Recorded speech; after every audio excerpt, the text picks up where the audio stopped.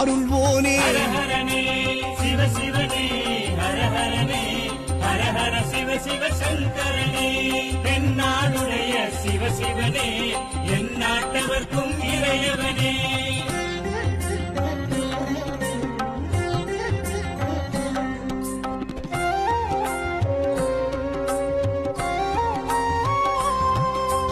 உண்ணாமுலையாள் சிவனே கண்ணாரமுதே சோனா.